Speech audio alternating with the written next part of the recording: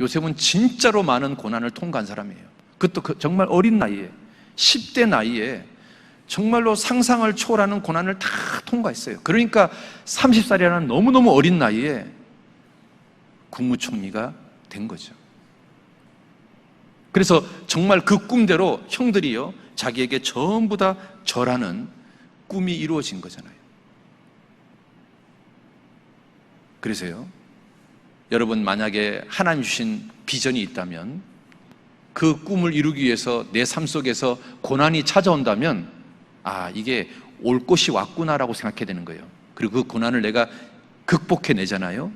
그러면 내 소원이 성취되는 날이 오는 거예요. 그래서 성경은요, 요셉을 통해서요, 그 말씀이 응할 때까지 단련시켰다라고 말하고 있거든. 시편 105편 한번 볼까요?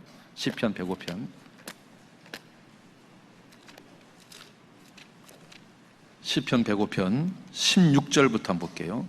시편 105편 16절부터 19절까지 그가 또 기근을 불러 그 땅에 임하게 하여 그 의리하는 양식을 다 끊으셨도다.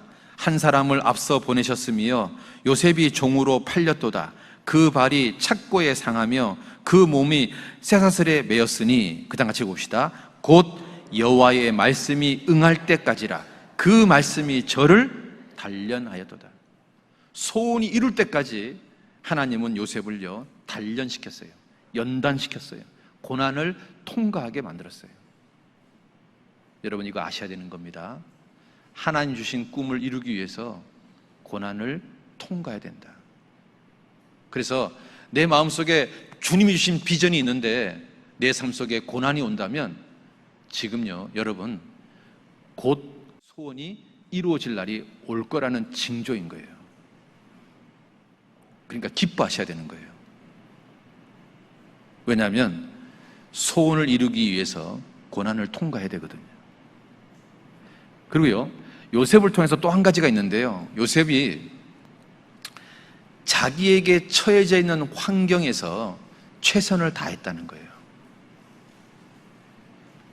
요셉이요 노예가 됐잖아요. 우리 같으면 그 노예 생활을 원망과 불평으로 보낼 수도 있는데 요셉은요 노예 생활을 최선을 다했어요. 그 보디발을요 정말로 잘 섬겼어요. 그러니까 보디발이요 노예 중에서 이런 노예가 없는 거예요. 똑똑하지, 성실하지, 겸손하지, 충성되지. 그러니까요 가정의 총무로 세운 거예요. 그리고 억울하게 감옥에 들어갔어요. 그런데도 그 간수장을요 요셉은요 잘 섬겼어요. 그러니까요 이 간수장이요 이런 죄수를 본 적이 없어요. 그래서 감옥의 총무로 세웠어요. 여러분 요셉이요 노예 생활하면서 무엇을 배웠을까요? 애굽의 언어를 배웠겠죠. 그리고 애굽의 하층민들이 어떻게 사는지를 배웠겠죠. 그리고 요셉이요 감옥에서는 뭘 배웠을까요? 요셉이 간 감옥은 정치범이 들어가는 감옥이거든요. 거기서 애굽 왕실의 권력 구도, 애굽의 정치 상황에 대해서 배웠겠죠. 요셉은요 다 배운 거예요. 언어도 배웠죠. 서민들의 인생도 배웠죠. 그리고 권력을 가진 사람들의 권력 구도도 배웠죠. 이걸 갖다가 요셉은요 다 배운 거예요. 그리고 30세에 국무총리가 딱 되니까요 역대 어떤 국무총리보다 완벽한 국무총리를 수행한 거잖아요. 그것을 요셉이 어디서 배웠을까요? 자기에게 처해져 있는 환경에 최선을 다했다는 거예요. 그럼 거꾸로 얘기해 봅시다. 왜 하나님이 요셉을요 노예로 보냈을까요? 하나님은 어떤 계획을 가지고 있는 거예요? 국무총리로 세울 계획을 가지고 있는 거예요. 그러니까 국무총리가 되려면 언어를 할 줄 알아야 되는 거예요.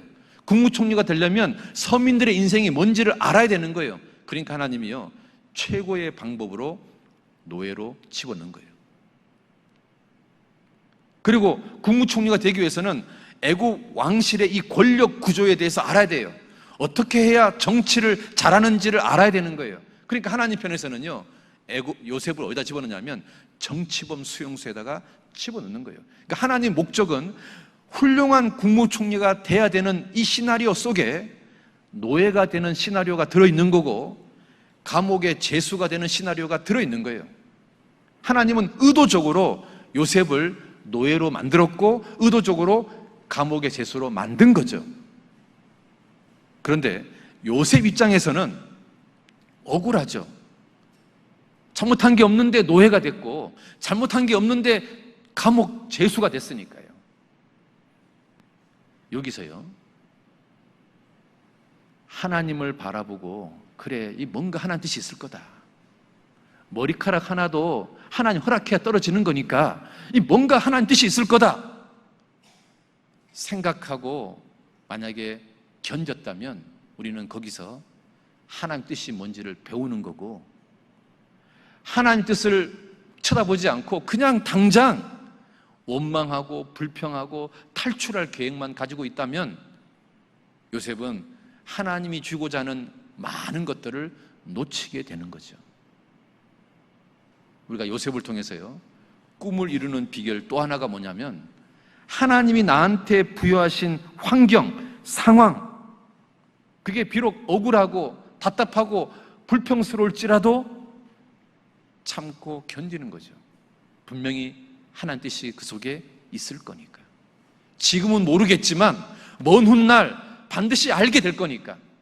그게 내 인생에서 얼마나 큰 유익이 될 건지를 알게 될 거니까. 여러분 지금 억울한 일을 겪고 있습니까? 답답한 일을 겪고 있습니까? 힘든 일을 겪고 있습니까? 원망, 불평하기 전에 하나님께서 어떤 목적을 가지고, 어떤 선한 목적을 가지고 나를 거기다가 집어넣었다라고 생각해 보셔요. 그래서 이 성경 말씀처럼 그 말씀이 응할 때까지, 뭔가 변화된 모습이 될 때까지 요셉을 단련시켰도다.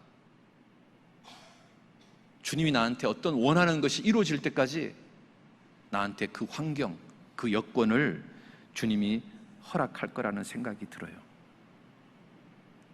여러분, 남아프리카 공화국의 정말 위대한 지도자 넬슨 만델라라는 사람 혹시 아세요? 흑인으로서 최초의 대통령이 된 사람. 남아프리카 공화국은 그 흑백 차별이 엄청나게 심했던 나라예요. 그걸 갖다가 해결한 사람이 넬슨 만델라예요. 근데 이 사람이요, 하도 계속 이렇게 이제 인권 운동을 하니까 이 사람을 감옥에 몇 년을 집어넣냐면 무려 27년을 집어넣은 거예요. 여러분, 한 사람이요, 감옥에서 27년 동안 있으면 그 사람 인생은 끝난 거잖아요. 여러분 안 그래요? 내가 지금 한참 있잖아요, 인권 운동을 막 하고 있는데 내가 지금 나이가 40대인데 내가 붙잡혔어요. 죄도 없는데. 그리고 판사가 나한테 뭐라고 말했냐면 너 징역 27년 꽝꽝꽝 때리면요, 어떤 생각이 들어요? 40에 더하기 27이면 77살. 아, 인생 끝났네? 내 인생은 감옥에서 그냥 끝나는 거네? 그런 마음을 가지고 만약에 감옥에 들어갔다면 그 사람은 아마 감옥에서 죽었을지도 몰라요. 근데 넬슨 만델라는요, 감옥에 들어가서도요 포기하지 않는 거예요. 자기가 감옥에 나와서 이 남아프리카 공화국을 정말로 아름다운 나라로 만들 꿈과 비전을 위해서 감옥에서 계속 준비했어요. 27년 후에 감옥에 나왔어요.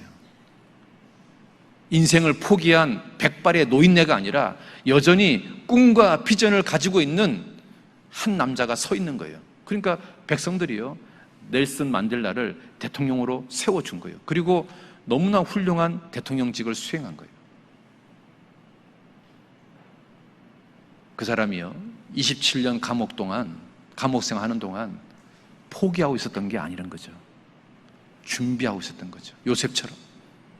내가 노예 생활 하는데도 준비하고 있었고 죄 생활 하는데도 준비하고 있었던 것처럼 넬슨 만델라도요, 준비하고 있었던 거죠.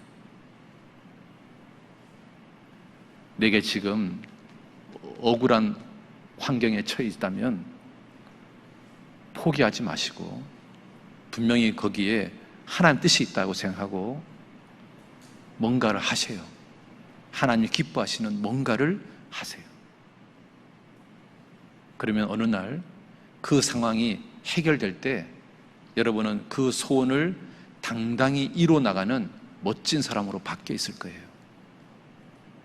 요셉이 노예 생활, 죄수 생활 하면서 언어를 배우고 서민들의 인생을 배우고 권력 구도를 배운 것처럼 우리도 배우는 거예요. 새는 있잖아요. 노래하는 법을 밤에 배운다 이런 말이 있어요. 그리스도인이요, 언제 배우는 거냐면 고난 속에서 배우는 거예요. 그래서 안락한 상황은요 악마를 만들어내지만 고난은 위대한 그리스도인을 만들어내요.